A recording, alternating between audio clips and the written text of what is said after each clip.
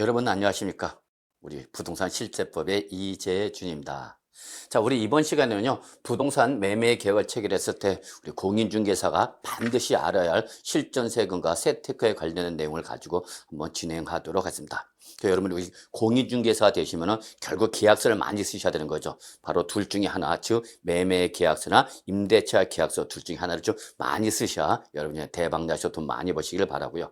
일단 여러분이 우리 공인중개사 되셨을 때 부동산 매매 계약서를 작성할 때 역시 여러분이 다 아시다시피 세금 문제가 발생하죠. 그러한 일단은 세금 문제에서 좀 다뤄볼 텐데, 일단 여러분 제가 항상 강의를 할 때 처음 먼저 말씀드린 것이 우리 부동산 세법이라는 이러한 세금은 법에서 정하고 있는 과세요건을 충족한 납세 문제이기에, 그죠 여러분? 법률에서 강제적으로 부과되는 거죠. 이때에 이 법률을, 즉 세법을 많이 알면 알수록 빠져나갈 수가 있는 거고, 그렇죠? 세법을 모르면 모르는 대로 다 내는 것이 세금이다. 그래서 저는 이거를 세금은 알할 바 뭐뭐다라는 걸 먼저 항상 강조하면서 본 강의 진행하도록 하겠습니다, 여러분. 자, 그래서 일단 우리 부동산 매매를 했을 때에 부과되는 세금에 대한 기본적인 내용 좀 한번 먼저 확인하고 넘어가도록 하겠습니다.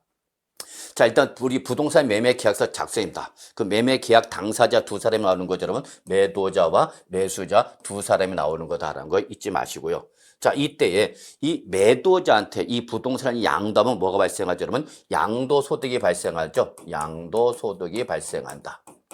자, 이 양도소득에 대해서 소득세 등이 부과될 텐데, 이때 그 양도자가 개인이냐 법인에 따라서 달라진다는 걸 여러분이 좀 알고 계시겠죠? 그래서 이때 요 양도소득 귀속자가 개인이다라고 할 때 이때는 소득세법을 적용받는 거죠. 소득세법을 적용받는다. 다만 이때 이 양도자가 그 양도 행위가 사업행위냐 사업행위가 아니에 따라서 여러분 우리 양도소득세와 뭐로 여러분 종합소득세로 구분되는 걸 여러분 알고 계셔야 되겠죠. 그래서 예를 들어서 우리는 부동산 매매업자나 주택 신축 판매업자, 그래서 이런 부동산 매매가 사업행위로 양도한 거죠. 그러면 그때는 사업행위이기 때문에 바로 사업소득으로 분류가 돼서 뭐로 가세가 되는 거죠, 여러분? 종합소득세로 가세가 되는 거죠. 근데 하나 부동산 매매업자가 아니죠. 임대사업자입니다. 또는 일반 주거용입니다. 자, 이러한 사업행위가 아닌 일시적 우발적인 양도를 낼 때는 바로 뭐로 가는 거죠, 여러분? 양도소득세로 가는 거죠. 그래서 결국은 양도자가 개인일 때는 소득세가 과세가 되는데 그 양도 행위가 사업행위냐 아니에 따라서 사업행위일 때 부동산 매매업자나 주택 신축 판매업자처럼 우리 사업행위를 양도할 때는 사업소득인 종합소득세로 가는 것이고, 일반인인 일시적 우발적인 양도, 즉 사업행위 아닐 때는 뭐로 가세야 한다면 양도소득세로 과세가 되는 거다라는 걸 알고 계셔야 되겠죠. 근데 이번에는 양도자가 개인이 아니라 법인이다. 그러면 이때는 법인세법을 적용받습니다. 여러분, 소득세법이 아니라 법인세법을 적용받는다.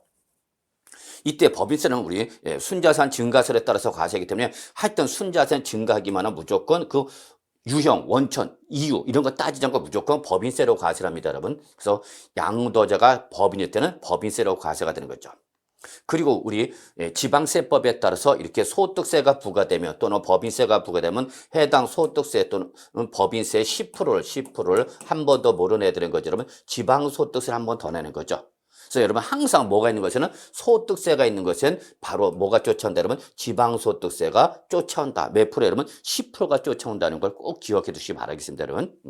그래서 항상 소득세 또는 법인세가 있는 것은 지방소득세의 10%가 쫓아온다. 같이 꼭 다녀 여러분 손 붙잡고 다니는 거죠. 자, 이렇게 매매로 인해서 부동산의 소유권을 매수한 채 넘어왔죠. 그럼 매수자의 취득이라는 것은 당연히 뭐가 부과되는 거고 여러분? 취득세가 부과되겠죠, 여러분. 그러면 지금 우리 이 취득세를 기준해서 한 번 더 부가세 성격을 띠고 있는 바로 뭐가 여러분? 농어촌 특별세와 지방교육세가 역시 또 이중과세로서 나온다는 걸 알고 계셔야죠. 일단 취득세 그러면 기본적으로 농어촌 특별세와 지방교육세가 붙는 거죠, 여러분. 근데 이때 취득하는 것에서 뭐 등기를 한다든지 그럴 경우는 역시 뭐가 부과되죠, 여러분? 등록면허세가 부과될 수도 있죠. 즉 소유권 취득 등기 때는 소유권 취득 등기를 할 때는 이때는 취득세로 내면 되는 것이고, 소유권 취득 등기를 제외한 이외의 부동산 등기를 하고자 한다. 그럼 뭘 내야 되는 거죠? 여러분 그때는 등록면허세로 내는 거죠. 그래서 여러분 일단은 취득세와 등록면허세를 구분하실 수 있어야 되겠죠, 여러분. 예, 그리고 역시 등록면허세가 부과되면 그 등록면허세에 대해서 우리 부가세로서 지방교육세와 농어촌 특별세가 바로 역시 이중과세로서 부가세가 붙는다는 걸 좀 알고 계시기 바랍니다. 자, 여기까지는 뭐 여러분 크게 우리 부동산세법 공부할 때 거의 공부했던 내용이기 때문에 큰 어려움이 없을 거라 봅니다. 다만 이제 우리 때에 이 공급하는 매도하는 부동산이 부가가치세가 과세가 될 수 있다는 걸 여러분이 주의해야 됩니다. 그래서 특히 이 부동산을 매매한 자가 사업자일 때 이러한 사업자가 부동산을 매매할 때는 이때는 그 부가가치세 공급가격 매매가격 10%에서 부가가치세가 부과되고요.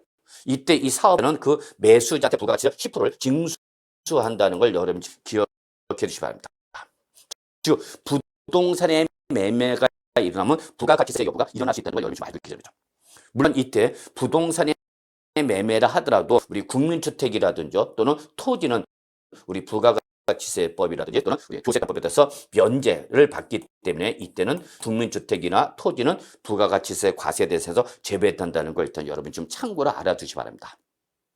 이때 여러분 항상 주의할 게 뭐냐면 부가가치세는 사업자가 공급하는 재화의 공급이나 용역의 공급에 대해서 과세가 되는 겁니다. 그러니까 사업자가 아닌 일반인 간의 주택의 매매라든지 토지 매매에 때는 부가가치세가 과세가 되는 것이 아니고요. 이렇게 항상 사업자가 매매를 할 때 바로 부가가치세 10%가 부가징수될 수 있다는 거죠. 그럼 예를 들어서 이 매매하는 부동산 가격이 10억이다 보시다 그러면 10억이다. 뭐 토지도 좋고요. 상가급니다. 그러면 이때 요 10억 원의 10%인 얼마 여러분? 1억 원을 바로 요 매도하는 사람이 매수자로부터 바로 징수를 해갖고 우리 관할세무서에 부가가치세를 신고 납부하는 거죠.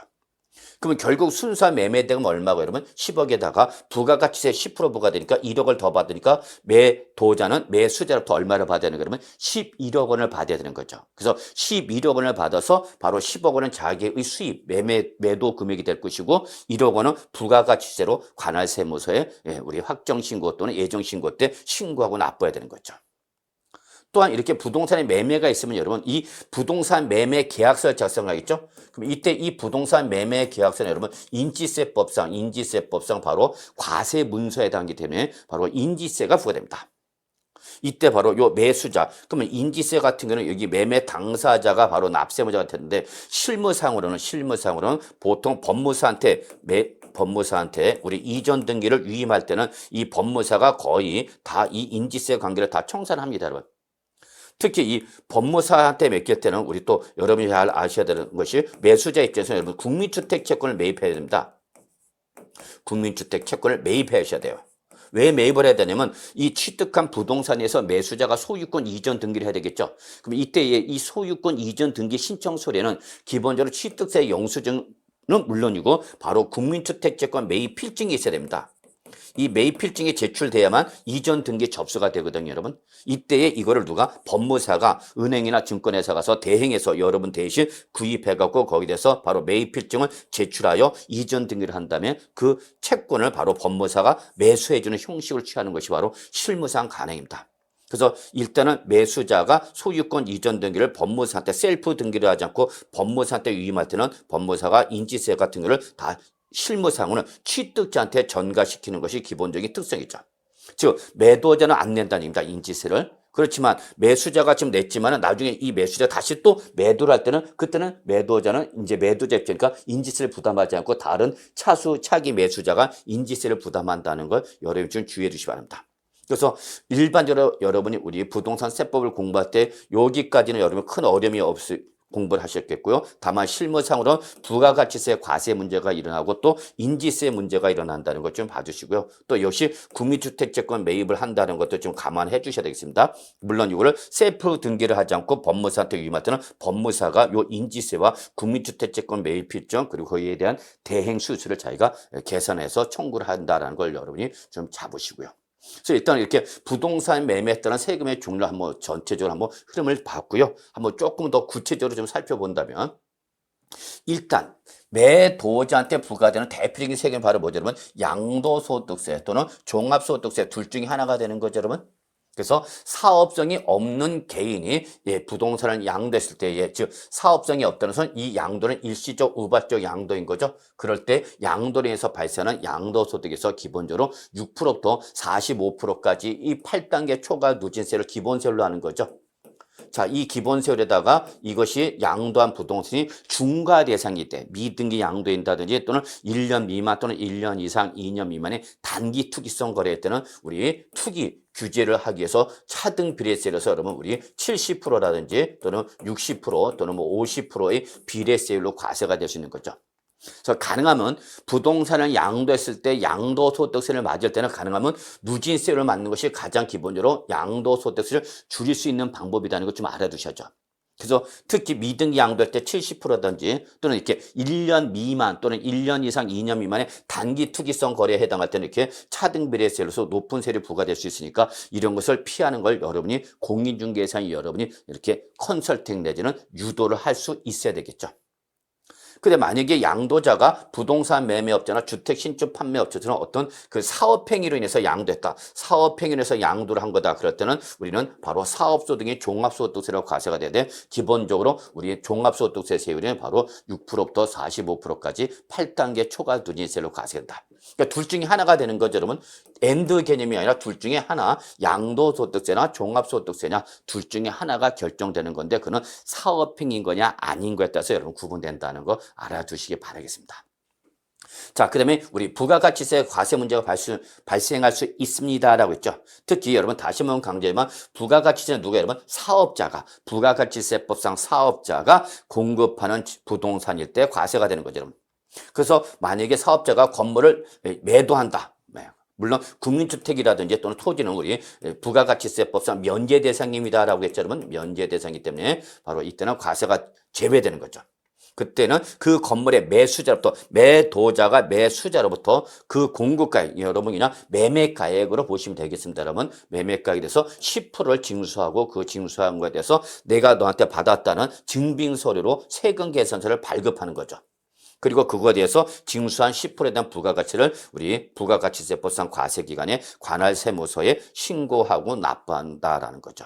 그래서 다시 한번 말하지만 여러분 항상 부가가치는 누가 공급할 때만이다. 사업자가 공급할 때만이 과세가 되는 것이고 일반인들의 부동산에 사고팔 때는 이때는 부가가치세가 과세되지 않는 거죠. 왜? 사업자가 아닌 이상은 과세가 되지 않는다는 거 좀 여러분이 주의해 두시기 바라겠습니다. 여러분. 그래서 이번 아마 나중에 다시 우리 요 부가가치에 대한 조금 더 구체적인 내용 좀 확인해 보도록 하겠습니다. 자, 그 다음에 이제 양도자가 개인이 아니라 그럼 뭐가 부과된다 그러면 법인세가 부과됩니다라고 했죠. 그래서 법인이 부동산을 양도하면 그 법인의 부동산 양도에 대해서 기본적으로 10%부터 25%까지 4단계 초과 누진세율에 바로 법인세로 과세가 됩니다. 그래서 이런 각 사업료도 소득을 해갖고 최저 10%도 출발해서 최고 25%까지 4단계 초과 누진세율이거든요. 근데 여러분 여기서 잠깐 우리 소득세는 기본적으로 6%부터 여러분 45%까지 8단계 초과 누진세율이거든요. 그러면 개인일 때는 6%또 45%까지 가는데 법인일 때는 여러분 최저 10%또 최고 25%까지밖에 안 가죠. 그러니까 소득세 세율이 법인세보다 더 높다는 걸 여러분이 아셔야 됩니다. 물론 여러분 중에서 이 공인중개사, 중개업, 부동산 중개업을 개인 사업자를 하는 분들 계시겠지만 법인 사업자를 하는 분들 계실 겁니다. 자, 이때 개인 사업자를 할 것이냐 법인 사업자를 할 거냐 아니냐 단순하게 비교했을 때는 법인 사업자가 유리할 수 있다는 겁니다. 왜 그러냐면 일단 단순 1차적으로 비교했을 때 세율이 법인세가 더 낮다는 얘기죠. 최저 10%도 최고 25%까지인데 반해서 소득세 때는 똑같은 금액이라도 6%도 최고 45%까지 갈 수 있는 거니까 소득세 세율이 더 높죠. 그러다 보니까 이렇게 법인의 명의로 부동산을 취득해서 양도하면 법인의 명의로 부동산 취득해서 양도할 때는 여러분 우리 10%부터 25%까지 낮은 법인세 세율을 맞을 수가 있는 거죠. 그러다 보니까 이렇게 다주택재단 양도소득세나 종합부동산세 중과세를 피하기 위해서 2021년 이전에는 다 법인 개입, 즉 개인 법인을 만든 거죠. 개인 기업이죠, 여러분. 명의만 법인 명의로 만들어 놓고 여러분. 근데 사실 법인으로 만드는 거 어렵지 않아요, 여러분. 법인 설립 등기하는 것은 우리는 상법상 큰 제약도 없고, 여러분. 지금 뭐 최저 자본금 제도도 없고, 그렇기 때문에 1인 기업을 활성화하기 위해서 우리 상법상 주식회사를 설립하는 거에서 많은 제약을 다 풀어져 버렸습니다. 그래서 법인 설립하는 거 어렵잖아요. 그냥 법무사한테 맡기면요, 그냥 뚝딱뚝딱 해갖고 됩니다. 그다음에 개인 명의보다는 법인 명의를 통해서 이렇게 세율도 줄일 수가 있는 거고 다주택에 대한 중과세를 빠져나가던 얘기죠. 자, 그러다 보니까 그런 걸 빠져나가는 걸 못하게 해서 어느 정도 좀 규제를 하겠다 해서 여러분 우리 법인세에 대한 법인에 대한 과세 특례세율이 따로 있습니다, 여러분. 그래서 이 기본적인 바로 10%부터 25%까지 외에 바로 추가적으로 여러분 최저 10%에서 최고 지금 개정이 되면서 20% 상향 조정했다는 거죠. 그래서 요 법인세 외에 특례세를 또 부과된다는 걸 좀 여러분이 감안해 주셔야 한다. 특히 2020년 6월 17일 날 우리 정부에서 주택시장 안정을 위한 관리 방안을 발표했고요. 그에 따른 후속 조치로서 우리 2021년 1월 1일 이후에 양도를 할 때는 그 법인의 명의를 갖고 있던 주택이나 별장이라든지 또 기타 부동산 등에 대한 양도소득에 대한 법인세 추가세를 즉 요 10%부터 25% 외에 추가세를 추가되는데 종전에 10%였던 것을 20%로 상향 조정했다는 얘기죠. 그래서 여기 25%에다가 20%를 추가하니까 최고 몇 프로까지 갈 수 있는 거죠? 그러면 45%까지 갈 수가 있는 거죠. 그래서 바로 개인의 소득세율과 어느 정도 맞춰주기 위해서 요 추가세를 상향 조정했다는 걸 좀 여러분이 좀 기억해 두시고요. 특히 2021년부터는 주택을 취득할 수 있는 권리, 예를 들어서 조합원 입주권이라든지 또는 뭐 주택 분양권 등 이런 것을 양도할 때도 주택과 동일하게 우리 법인세 추가세율을 적용한다라는 거죠. 그래서 결론 내리면 누구 명의로 양도하면 법인 명의로 양도하면 기본적으로 10%부터 25%까지 이 4단계 초과 누진세를 부과되고 여기다가 추가가 된다. 그래서 뭐와 소득세 세율과 맞춰주도록 어느 정도 비슷하게 맞춰주도록 추가 세율이 있다는 걸 좀 주의해 주시고요. 다만 여러분 우리 하나 주의할 거는 여러분 이번 2023년부터는 이 법인세 세율이 여러분 우리 각 단계별로 1%씩 1%포인트씩 인하가 돼서 여러분 최저 9%부터 최고 24%로 인하가 된다는 걸 여러분 좀 한번 참고로 기억해 두시기 바라겠습니다, 여러분. 그래서 법인세 세율은 기본이 2억 이하일 때는 2억 원 이하일 때는 최저 세율이 몇 프로냐? 10%였고 여러분. 그다음에 우리 2억 원 초과해서 200억 이하일 때는 바로 20% 세를 적용했고요. 그다음에 200억 초과해서 3천억 이하까지는 30% 세율을 우리 22%죠. 22% 세율을 적용하고요. 그다음에 3천억을 초과하게 되면 바로 25%로 가져했습니다. 그래서 법인세 세율은 최저 10%부터 우리 25%까지 4단계 초과 누진세인데 이것을 우리가 2023년이죠. 그래서 2023년부터는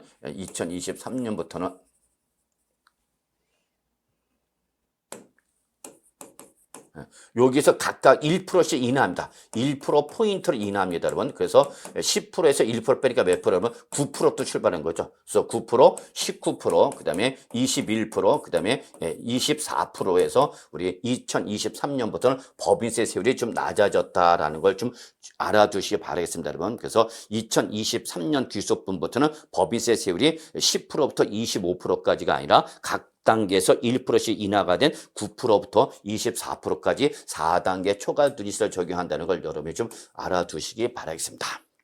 자, 그래서 법인에 대한 법인세 좀 간략하게 마무리 짓고요. 자, 이번에는 여러분 우리 매수자한테 부과되는 좀 세금을 살펴보도록 하겠습니다. 여러분, 매수자. 자, 매수자한테 부과하는 대표적인 것이 바로 뭐죠? 여러분, 취득세죠, 여러분. 그래서 부동산을 매매 등으로서 취득하게 되면 그 취득 가액에 대해서 바로 우리 4%등 유상승계 취득세율로 과세가 되는 거죠, 여러분. 자, 이때 여러분 우리 하나 좀 여러분이 2023년부터는 지방세법에서 우리 취득 시기와 과세편이 전면 개편됐습니다. 여러분 개편됐기 때문에 그 내용을 잠깐 한번 좀 설명드리면은 일단은 유상 취득 시기가 개정이 됩니다. 여러분 개정된 규정이 적용되죠. 실제 개정은 2021년도 말에 12월 말경에 바로 지방세법이 개정이 됐습니다. 그래서 개정된 것은 2021년도 개정이 되는데 즉시 2022년부터 적용하는 것이 아니라 1년간의 유예를 줘갖고 이번 2023년 1월 1일부터는 개정된 요 지방세법 개정된 규정이 적용하는 거다라는 걸 여러분이 좀 알아두셔야 되겠습니다. 그래서 여러분 공부하셨을 때 우리 취득시기 기억나시나요, 여러분? 매매등이나 유상승계 취득일 때 언제 취득한 걸 본다죠, 여러분? 그때는 거래 유형에 따라서 여러분, 그죠, 여러분? 그래서 국가나 지방자치단체 또는 지방자치단체부터 취득했다든지 또는 외국으로 또 수입한 취득이라든지, 예, 또는 뭐 판결문이나 법인 장부 등에서 취득가 입증이 된다든지 또는 경락가액 등에서 입증, 공매, 경매 등에서 입증이 되는 저는 이걸 그냥 국지외수 공판장 이렇게 했거든요. 이렇게 거래 사실을 객관적으로 확인할 수 있을 때는 이때는 사실상 잔금 지급이었고, 그죠, 여러분? 그 다음에 이러한 경우가 아닌 거래 사실을 객관적으로 확인할 수 있는 경우가 아닌 개인 간의 매매할 때는 계약상 잔금 지급을 갔었죠. 기억나시나요?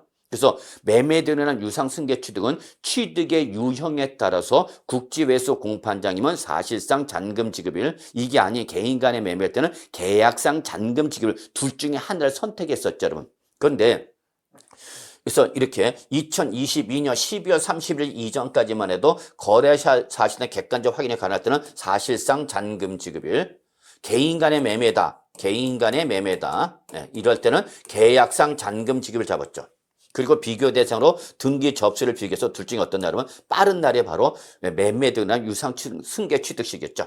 근데 이게 이번 2023년 1월 1일부터는 이러한 거래 형태를 구분 안 합니다. 거래 형태를 구분하지 아니하고 그냥 원칙, 무조건 사실상 잔금 지급을 원칙인 취득 시기로 하겠다라는 것이 바뀌는 거죠. 즉 2022년도 12월 30일 이전에는 사실상이나 계약상 둘 중에 하나를 골랐던 거죠, 여러분. 골라놓고 그거와 등기 접수를 비교해서 빠른 날로 갔던 거죠, 여러분. 그런데 2023년부터는 고르는 것이 아니라 원칙은 무조건 뭐가 되는 거예요, 여러분? 사실상 잔금 지급입니다. 근데 만약에 사실상 잔금 지급일이 객관적으로 확인이 안 되면 어떻게 할 거냐? 확인이 안 되면 사실상 잔금 지급일이 확인이 안 된다. 불분명하다. 그럴 때는 어쩔 수 없죠. 그때는 얼른 가죠, 여러분. 계약상 잔금 지급으로 가는 거죠, 여러분. 그래서 순서가 이제 원칙이 사실상이고 사실상이 확인이 안 되면 얼른 가는 거예요, 여러분. 계약상이라는 거. 그래서 결정되면 그거를 뭐와 비교해서 여러분 역시 등기 접수일과 비교해서 빠른 날이 되는 거죠, 여러분. 예. 그래서 지금 이제 우리는 개인 간의 거래냐, 법인 간의 거래냐 상관없죠. 개인 간의 매매나 법인이 개입한 매매라 하더라도 상관없이 일단은 무조건 사실상 잔금 지급으로 가는 겁니다. 즉 2022년도까지만 해도 개인 간의 매매 때는 계약상 잔금 지급을 했는데 이제 2023년부터는 개인 간의 매매라도 사실상 잔금 지급을 취득 시기로 하고 다만 사실상 잔금 지급으로 확인이 안 되면 그때는 두 번째 뭐로 가는 거예요? 그러면 계약상으로 가는 거. 그래서 이 사실상과 계약상 확정된 거를 뭐와 비교해서 여러분 등기 접수일과 비교해서 어떤 날이죠? 빠른 날이다라는 걸 여러분이 좀 알아주시기 바랍니다. 특히 또한 과세편이 전면 개편됐죠, 여러분. 그래서 과세편이 특히 매매 등일 때는 객관적 확인이 가능한 국지외수 공판장일 때는 사실상 취득 가격이나 또는 연부 금액을 과표했던 거죠. 여러분 여기서 사실상 취득한 글자대로 당해 부동산 등을 매수하기 위해서 취득해서 거래 상대방이나 제3자한테 지급할 거나 지급할 일체 모든 비용인 직접 비용과 간접 비용의 합계액을 말하는 거죠. 근데 이러한 개인 간의 매매할 때는 2022년 말까지는 신고로 하면은 그 신고한 가격을 과세권자가 정한 시가편액과 비교를 해서 둘 중에 어떤 거 여러분 큰 금액을 과표를 했었죠, 여러분. 그런데 이제 2023년부터는 그렇게 안 하기 때문이다. 그 거래 형태 관계없이 무조건 사실상 취득 가격 또는 연부 금액을 과표로 한다는 걸 여러분이 알아두셔야 합니다. 그래서 이제 2023년부터 신고하는 가격 이런 것을 적용하지 아니하고 그냥 무조건 사실상 취득 가격이나 연부 금액을 과표로 한다는 거. 이게 바로 이번 2023년부터 새롭게 적용되는 규정이거든요. 그래서 여러분이 좀 한번 꼭 좀 알아두시기 바라겠습니다. 그래서 이렇게 유상 취득 시기와 과세 표준은 이번 2023년부터는 개정된 규정이 적용된다라는 거죠, 여러분. 아시겠죠? 그래서 요것 좀 봐두시기 바랍니다. 가끔 근데 이제 우리 쉬는 시간에 이제 질문하러 와요, 여러분. 교수님, 사실상 잔금지급과 계약상 잔금지급 이게 뭐예요? 그래.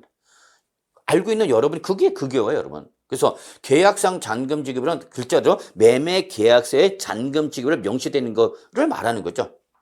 자, 근데 이때 사실상 잔금 지급은 뭐예요, 여러분? 계약서에 적힌 날짜와 관계일시 없이 실제 지급한 날을 말하는 거죠. 그러니까 이때 요 사실상 잔금 지급과 계약상 잔금 지급은 같을 수도 있고 다를 수도 있는 거죠, 여러분. 아시겠죠? 그러니까 매매 계약서에 자 12월 10일 날에 지급하기로 해서 잔금 지급일 해서 잔금 지급일에 바로 매매 계약서 언제 여러분? 12월 10일인 거죠. 근데 이때 실제 잔금을 지급할 수도 있죠. 실제 잔금을 지급했답니다. 이날에. 그러면 이때는 바로 계약상과 사실상이 같아지는 거죠. 근데 만약에 실제 잔금 지급이 매수자의 사정에서 며칠 미뤄졌어. 그래서 12월 15일 날에 그 대금을 다 지급한 거죠. 그럼 이때는 계약상 잔금 지급과 사실상 잔금 지급 같아져 달라져 그러면 달라지는 거죠. 여러분 이 개념이죠. 뭐 여러분. 여러분이 알고 계신 그 개념이 여러분. 그래서 뭐 새로운 독특한 개념이 아니라 매매 계약서에 적힌 날이 바로 계약상 잔금 지급이고 사실상 잔금 중 실제 지급일을 말하는 거다라는 걸 여러분이 참고로 한번 더 높아심에서 말씀을 드려봤습니다. 아시겠죠, 여러분? 그래서 우리 여기 보면 우리 1, 2, 3, 4 여러분 기억나시나요, 여러분? 그래서 뭐 국가나 지방자치단체 또는 지방자치단체 조합으로부터 취득했다, 외구로부터 수입했다, 또는 판결문이나 법인 장부 등에서 취득 가격이 입증된다, 또 공매 방부에서 취득했다. 그래서 이런 거래 사실을 객관적으로 확인이 가능할 때는 올라갔었지만 사실상 잔금 지급일에 취득 시기로 하고 바로 이때는 과세표는 사실상 취득 가격 또는 연부 금액을 과표를 했던 거죠. 그럼 이게 아니면 계약상 잔금 지급이고 과표는 뭐가 되는 거예요? 여러분 신고한 가격이 되는 거죠. 취득자가 얼마 주고 샀어라고 신고를 하면 그 신고한 가액. 자, 여기다 뭘 비교해서 시가편의가 비교해서 둘 중에 어떤 금액? 큰 금액이 과표가 됐던 것이 이제 2023년부터는 이런 거래 형태와 관계이시 없이 무조건 사실상 잔금 지급을 원칙적 취득 시기로 하고 사실상 취득 가격을 과표로 한다라는 걸 여러분 다시 한번 여러분한테 말씀드리겠습니다. 여러분 아시겠죠? 예.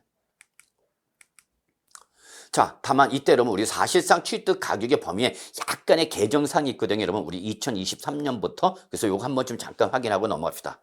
자, 사실상 취득 가격이라는 것은 글자 그대로 그 부동산 등을 취득하기 위하여 거래 상대방 또는 제3자한테 지급하였거나 지급할 일체 모든 직접병과 간접병의 합격을 말합니다라고 말씀했죠. 기억나시나요, 여러분? 네, 기억납니다. 이때에 그 간접병에 포함이 되는 것에 보면 뭐 농지보존 부담금이라든지 또는 미술 작품의 설치나 문화예술진흥기금에 출연한 금액이라든지 또는 뭐 대체살림 자원 조성비 등 즉 관계 법령에 따라서 의무적으로 부담하는 비용. 이걸 우리가 뭐라냐면 여러분 공과금이라는 거죠. 여러분 공과금. 그래서 이거는 법률에서 강제적으로 부과하는 건데 국가나 지방자치단체가 아닌 공공단체가 부과하는 것이 바로 공과금이 되는 거죠. 그래서 이렇게 취득하는 과정에서 관계 법령에 따라서 의무적으로 부담하는 비용이 있다면 당연히 취득가에 포함하는 거죠. 또 두 번째 취득하는 것에서 용역을 제공을 받았을 때는 그 제공받은 용역에 대한 대가를 지급해야 되겠죠. 바로 이때 용역비나 수수료 이런 거 다 서비스 이런 거 예를 들어서 법무사 대행 수수료 이런 거 다 취득하는 것에서 발생하는 비용이죠. 뭐. 또 세 번째 취득대금 즉 매매대금 외 당사자 약정에 따른 취득자 조건 부담에 요거 여러분 좀 대표적인 것이 바로 뭐죠 여러분? 바로 양도소득세죠. 양도소득세는 누가 부담하는 거면 양도자가 부담해야 되는 거죠 여러분. 근데 그 양도자가 부담할 양도소득세를 누가 양수자가 부담하기로 했다는 그 당연히 취득에 포함하는 거죠. 기타 채무 인식을 인수했다 당연히 포함해야 되는 거죠 여러분. 예, 이런 거 좀 봐주시고요. 또 우리 부동산 취득을 하면 국민주택지권 매입합니다라고 했죠. 그때 그걸 국민 이전 등기를 하고 나서 매각하게 되면 당연히 만기 시점에 받아야 할 돈을 미리 땡겨서 받으니까 손실이 발생할 수밖에 없다는 거 잊지 마시고요. 다만 금융회사 등 외이자 누구죠 여러분? 법무사죠 여러분. 법무사한테 양도함으로써 발생한 매각 차손이 있다면 이거는 역시 바로 은행이나 증권회사한테 팔았다고 가정했을 때의 매각 차손을 한도를 한다는 거. 그리고 여러분 나머지 5, 6, 7 한번 좀 봐두시면 되겠죠.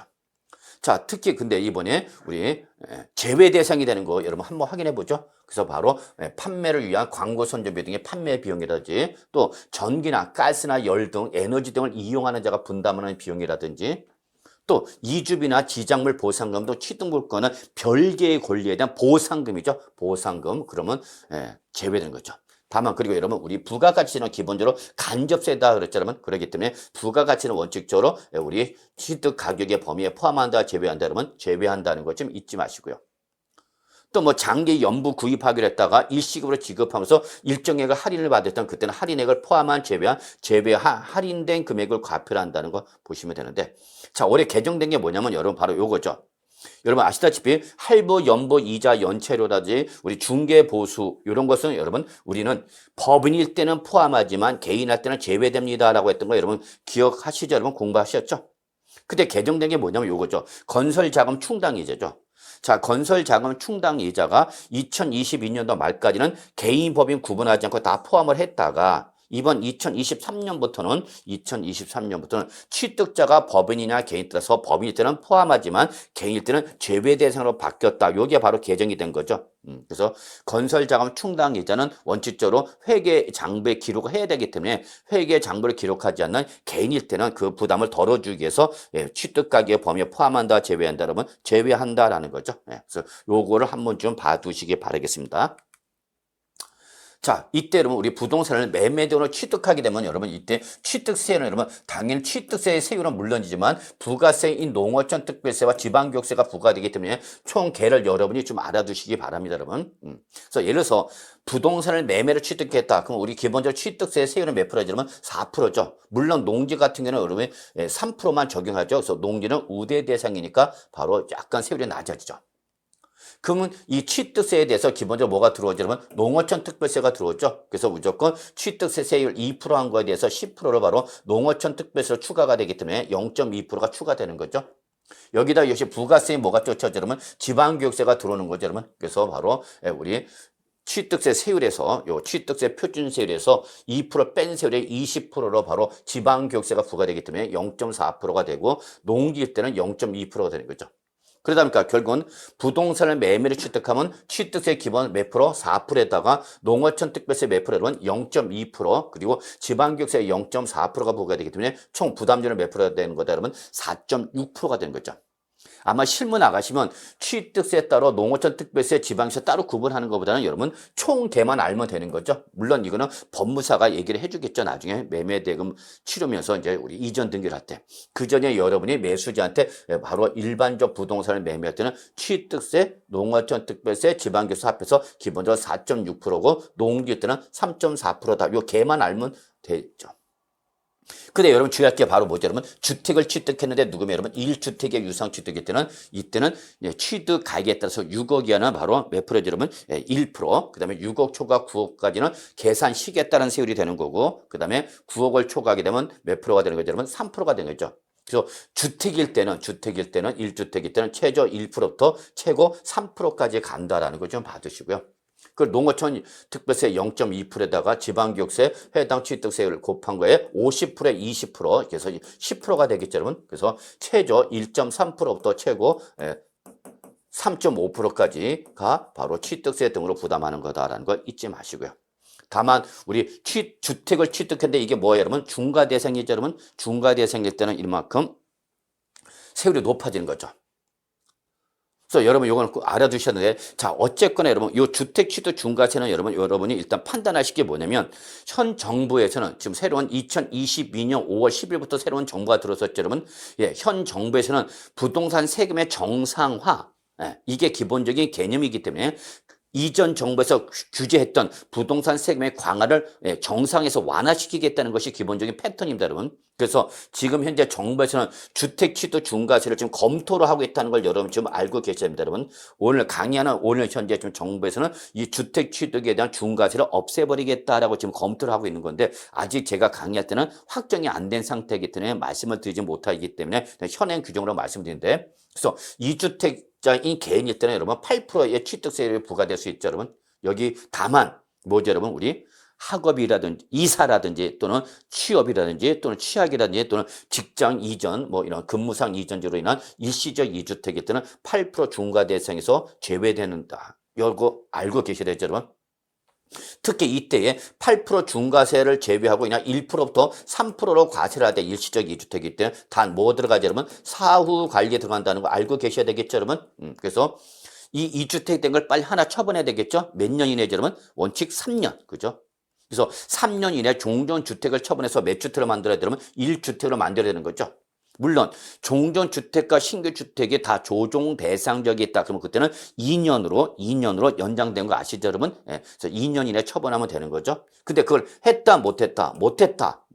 그러면 그때는 이제 우리 그 2주택이 처분 기간이 경과한 날, 즉 3년 또는 2년 지난 날부터 이제 2022년까지 보통 징수 방법에서 부과 징수가 되기 때문에 가산세가 부과됐지만 2023년부터는 이렇게 2주택 처분 기간 3년 또는 2년 이내 처분하지 못했더라도 그날로부터 60일 이내에 취득세를 신고하고 납부하면은 가산세는 없다. 이거 역시 이번 2023년 개정된 거죠. 그래서 여러분 개정된 세법 특강 여러분 꼭 한번 확인하셔야 됩니다. 그래서 이렇게 다주택자가 됐더니 여러분 8%가 적용되는 거죠, 여러분. 물론 이게 조정 대상적이 있다는 거 여러분 다 아실 거고요. 거기다 이제 우리 농어촌 특별세가 이제 0.6%가 부과됩니다, 여러분. 그래서 8%일 때 농어촌 특별세는 0.6%가 되고요. 12%가 적용되는 농어촌 특별세가 1%로 증가가 됩니다, 여러분. 그래서 이거는 기준 세율이 다르기 때문에 그렇죠, 여러분. 그래서 여기는 지금 농어촌 특별세는 취득세 세율을 바로 중과기준세 2% 요걸 기준으로 하다 보니까 이렇게 0.6% 1% 상향 조정이 된다. 그래서 1주택일 때는 농어촌 특별세가 0.2인데 2주택일 때에서 8%가 적용되면은 0.6, 12%가 적용이 되면 1%가 적용된다는 것 좀 알아두시고요. 그 다음에 지방교육세는 중과대세는 무조건 0.4%가 돼요. 그래서 여러분 여기는 최저 9%와 13.4%가 부과된다는 거죠. 여러분 이것만 체킹해 두시면 되는 거죠. 뭐. 다음 주의할 게 여러분 요 농어촌 특별세 꼭 기억하셔야 돼요, 여러분. 그래서 농어촌 특별세라도 여러분 국민주택이라든지 법에서 정하고 있는 일정 요건을 충족한 농가주택일 때는 요 두 가지 85제곱미터 이하 전용 면적 85제곱미터의 국민주택 규모 이하 주택과 기타 법에서 정하고 있는 국민주택일 때와 그리고 농가주택은 농어촌 특별세의 모델은 비과세죠, 여러분. 그래서 항상 우리 주택을 취득하면 여러분 주택을 취득하면 85제곱미터 이하인지 초과인지를 반드시 확인하셔야 돼요, 여러분. 그래서 85제곱미터를 뭐 할 때 초과할 때는 농어촌 특별세가 부과가 되지만 85제곱미터 이하할 때는 농어촌 특별세 뭐가 되는 거 여러분 비과세 과세한다 안 한다 안 한다는 것 좀 잊지 마시고요. 특히 만약에 매매로 농지를 취득했다 그러면 이때는 여러분 우리 2년 이상 영농의 종사자가 취득하는 농지일 때는 여러분 이때는 우리 지방세 특례 제한법과 농어촌 특별세법에 따라서 취득세 50%를 경감을 받을 수 있다는 걸 좀 확인해 두시기 바라겠습니다, 여러분. 이렇게 좀 봐두시면 될 것 같아요. 자, 기타 여러분 뭐 우리 상속이나 증여 등이라든지 또는 원시 취득일 때 또는 공유물의 분할일 때에 여러분 취득세에다가 농어촌 특별세 및 지방교육세가 붙어서 총 취득세 등 부담률이 나오는 거 여러분 뭐 확인하면 될 것 같고요, 여러분. 역시 취득세는 기본적으로 취득일부터 며칠 이내에 여러분 60일 이내에 내야 되겠죠. 그리고 등기 신청 접수일 요걸 비교해서 둘 중에 어떤 날 빠른 날까지 취득세를 신고하고 납부해야 된다. 요거는 뭐 법무사가 개입되는 법무사가 다 알아서 이전 등기까지 해주니까 여러분이 크게 신경 쓰지 않아도 되겠지만 셀프 등기를 하시겠다는 분들한테는 반드시 공인중개사는 여러분이 말씀을 해 주셔야 되겠죠, 여러분. 자, 이제 이번에 등록 면허세죠, 여러분. 자, 이 등록 면허세와 취득세를 구분을 잘 못하는 분이 계세요, 여러분. 자, 일단 여러분, 우리 기본적으로 소유권 취득 등기, 부동산의 소유권 취득 등기는 원칙 뭘로 가는 거죠? 취득세로 과세를 하는 겁니다, 여러분. 그래서 소유권 취득 등기, 즉 갑구 등기상일 때는 기본적으로 뭘로 내라, 여러분? 취득세는 내야 되는 거죠. 다만 광어권, 어권, 양식어권 뭐 이거라든지 또는 우리 뭐 동산 등 외부터 수입하는 경우 그건 뭐 상관이 없겠고 우리 부동산과는 특히 취득세 제척 기간이 만료가 되거나 그럼 여러분 취득세 제척 기간이 만료가 되면 바로 뭐가 되는 거죠, 여러분? 납세무가 소멸되는 거죠. 또는 여러분 뭐죠, 여러분? 면세점 취득가액이 얼마 이하면 여러분 50만 원 이하면 취득세를 과세를 해 못해죠. 자, 그럴 때에 그래서 원래는 소유권 취득 등기로 취득세를 과세를 해야 되는데 이러한 제척 기간이 만료가 되거나 면세점이 적용돼서 취득세를 과세하지 못할 때는 그때는 뭐라도 내라, 여러분? 등록 면허세라도 내라는 얘기죠. 그래서 요거는 예외 규정이죠, 여러분. 예외. 그래서 기본적으로 소유권, 부동산 소유권 취득 등기에 대해서 취득세로 과세를 하는 거지만 취득세로 과세하지 못했을 때 그때는 뭐라도 내라면 등록 면허세라도 내라. 그래야 영수증이 나올 것이고 그 영수증이 바로 소유권 이전 등기 등 어떤 등기 신청 서류에 첨부가 돼서 등기 신청 접수를 받아주는 거죠. 그리고 이러한 소유권 취득 등기를 제외한 각종 물건과 임차권에 대한 이러한 설정과 이전 등기 그 밖에 등기일 때는 여러분 주로 이건 어디죠, 여러분? 을구 등기사항이죠, 여러분. 이때는 뭘 내는 거죠, 여러분? 이때는 등록 면허세 내는 거죠, 여러분. 그래서 여러분이 취득세와 등록면허세를 조금 구분해 두셔서 그래서 뭐 지상권, 전세권, 임차권 설정 등기한다, 이전 등기한다. 예, 이럴 때는 여러분 뭘로 내는 거죠? 여러분 등록면허세 내는 거죠. 그래서 이때는 바로 과세편에다가 우리 0.2%의 등록면허세가 적용되는 거고 이외에 각종 뭐죠? 여러분 변경, 말소, 그죠 여러분? 예, 해지, 뭐 분필 이런 예, 설정과 이전이 아닌 나머지 모든 등기 때는 그냥 건당 얼마죠, 여러분? 6천 원만 내는 거죠, 여러분? 기억나시나요, 여러분? 공부하실 때 요거 뭐랬죠, 여러분? 최저한세라고 그랬죠, 여러분? 최저한세. 그래서 부동산 등기세액이 6천 원보다 적으면 얼마를 받는다, 여러분? 6천 원을 받는다라는 거 여러분 기억나시죠, 여러분? 예, 열심히 공부했었죠. 그래서 이렇게 우리 소유권 취득 등기인데 예외적으로 우리 등록면허세 과세가 될 때는 우리 종전 취득세에서 2%를 뺀 세율로 우리 등록면허세를 과세한다는 것 좀 봐두시고요.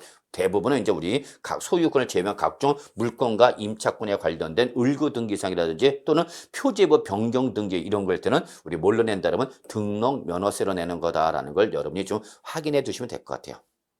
물론 역시 여러분 우리 등록 면허세를 내면 당연히 부가세에서 뭐가 쫓아져 여러분? 농어촌 특별세와 그죠 여러분? 지방교육세가 쫓아오는 거죠 여러분. 예. 그래서 등록면허세 과세할 때 등록면허세 납부세기죠 여러분. 등록면허세 납부세기라든지 여러분 또는 감면을 받았을 때는 감면세 20%를 부가세에서 농어촌 특별세가 올 것이고 여러분. 그래서 여기는 취득세가 아니라 등록면허세네 여러분. 여기 좀 고쳐주시기 바랍니다 여러분. 지금 등록면허세 부가세니까. 그래서 등록면허세 납부세에서 20%를 여기 있죠. 죄송합니다. 이거 여기 아니죠, 여러분. 여기 지방교육세. 그래서 우리 지방교육세 같은 경우는 바로 취득세나 등록면허세 내면 그 취득세나 등록면허세 납부세에서 20%를 그죠, 여러분? 지방교육세 내는 거고 물론 우리 취득세 과세할 때 2%의 농어촌 특별세 요거 제가 조금 잠깐 설명을 잘못 드렸죠, 여러분. 그냥 취득세 맞는 말입니다, 여러분. 예. 그래서 농어촌 특별세는 등록면허세는 물론 당연히 취득세 부과될 때도 과세가 되는 거죠. 그래서 취득세를 과세를 할 때 또는 취득세를 뭘 받았다 그러면 감면을 받았다. 그럴 때는 농어촌 특별세 낸다는 거 여러분 좀 기억해 두시기 바랍니다. 그래서 항상 취득세나 우리 등록면허세를 감면을 받으면 그때는 감면세액에 대해서 몇 프로를 20%를 바로 농어촌 특별세로 한 번 더 낸다는 거 좀 확인해 두시기 바라겠습니다. 자, 그 다음에 이제 우리 실무 나가면 이제 인지세가 발생하죠, 여러분. 그래서 여러분이 부동산 매매 계약서 작성하면 이거는 바로 부동산 등에 대한 소유권 이전 등기에 대한 어떤 인지세 과세 대상이 되기 때문에 인지세를 부담하게 됩니다. 이때 특히 부동산에 대한 매매 계약서일 때는 그 매매 계약서의 기재 금액에 따라서 여러분 인지세가 달라지는데 이게 주택을 제한 일반적 부동산일 때와 주택일 때의 세액이 약간 다릅니다, 여러분. 그래서 특히 뭐 1,000만 원 초과 3,000만 원 이하, 그래서 1,000만 원 이하일 때는 이때는 인지세가 과세 대상이 아니고요. 이제 최소한 1,000만 원 초과돼 3,000만 원 이하일 때에 일반 토지나 뭐 상가 건물 등일 때는 2만 원, 그다음에 3,000만 원 초과해서 5,000만 원 이하일 때는 4만 원, 그다음에 5,000만 원 초과해서 1억 이하까지는 7만 원이 부과됩니다, 여러분 인지세가. 그러나 주택일 때는 1억까지는 과세를 하지 않습니다. 예, 그래서 주택일 때는 최소 1억을 초과해야만 인지세가 과세가 된다라는 것 좀 주의해 두시고요. 그래서 1억을 초과해서 10억까지는 기본적으로 토지나 상가 건물 등이라든지 주택 관계없이 15만 원이 되고요, 여러분. 예. 10억 원을 초과하게 되면 10억 원을 초과하게 되면 여러분 35만 원이 됩니다. 그래서 여러분 10억을 초과할 때부터는 이제 주택 외의 부동산과 주택일 때 차이가 없이 그냥 동일하게 15만 원 또는 35만 원이 부과된다는 거죠. 다만 여러분 우리 예전에는 저도 은행에 다닐 때 은행 마감하고 셔터 한번 내리고 마감한 다음에 우리가 뭘 하냐 이제 예금 증서 통장에다 여러분 인지를 붙입니다. 여러분 아시죠? 옛날에 인지를 이렇게 우표 형태로 나왔었죠. 그 열심히 통장에다 막 붙이고 그랬었는데 그래서 예, 마감하고 나서 이제 우리 여직원들이 그 주요 증서에다가 이렇게 인지를 붙였습니다. 아주 귀찮습니다, 이거. 예. 그래서 예전 2015년 1월 1일부터는 그 종전의 우표 형태 종이 수입 인지를 첨부 소인하는 방식이 폐지가 됐습니다. 일일이 다 붙이는 게 힘들다는 얘기죠.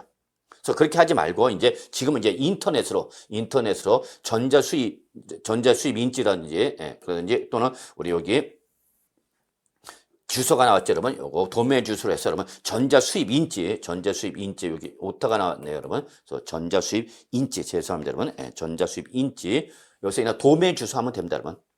일로 접속을 하셔갖고요. 이 인터넷을 통해서 구매 소인하는 방식으로 변경돼서 과세문서에 우리 종이 문서용 또는 전자 수입 인지를 첨부해서 납부하는 형태로 바뀌었다는 거죠.